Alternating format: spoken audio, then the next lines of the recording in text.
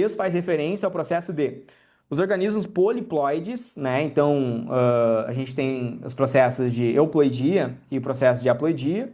Poliploidia é quando é vários, né? Então, triploide, tetraploide, aí é a poliploidia, né? Vai multiplicando todas as células, beleza. São aqueles que possuem mais de duas cópias de cada par de cromossomo homólogo em suas células. A poliploidia pode ser induzida artificialmente com o objetivo de levar ao surgimento de características novas vantajosas, como resistência a doenças e adaptações a diferentes condições ambientais, tá?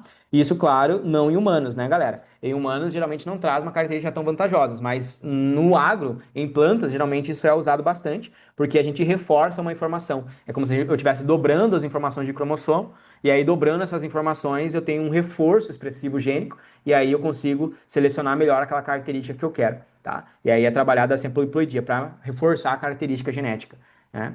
O texto faz referência ao processo de produção de transgênico, errado, porque transgenia é inserir um novo gene.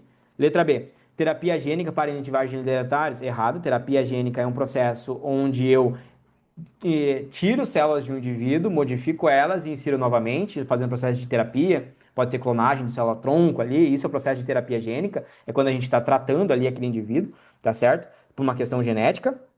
E inativação também pode ser um processo de terapia gênica, como a técnica de CRISPR, né? Pode ser usada para terapia gênica, edição gênica barra terapia. Terapia porque eu estou tratando aquele indivíduo, então posso estar só modificando e silenciando um determinado gene. Letra C.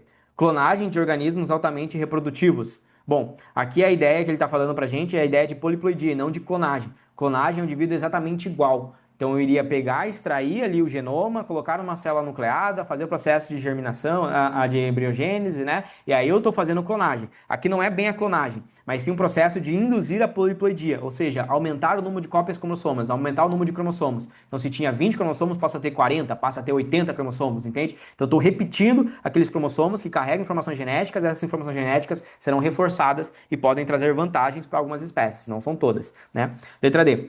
Especiação a partir de indivíduos híbridos. Não. Aqui, especiação é um processo quando eu cruzo um indivíduo, como, por exemplo, o cavalo e a mula, e aí eu gero o burro, que é um indivíduo híbrido que carrega informações genéticas dos dois indivíduos e que forma uma nova espécie, e geralmente essa espécie é meio que infértil e também não consegue reproduzir com as outras, né? Com as outras que vieram da ideia parental. Então, especiação não entra nesse contexto aqui de poliploidia, né, no caso gerando indivíduos híbridos. Poderia levar a um processo de uma nova espécie, né, um processo de especiação, mas nesse caso aqui não gera indivíduos híbridos. Letra E. Melhoramento genético da espécie é o que sobra como resposta, né, eliminando todas as outras, é o que diz o texto. Formar organismos poliploides, que tem o dobro, o triplo, o quádruplo de cromossomos, né, então ao invés de ter um par de cromossomo 1, ele tem 6 cromossomos 1.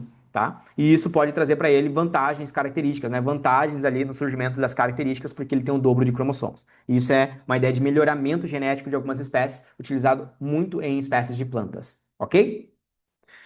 O EA 2025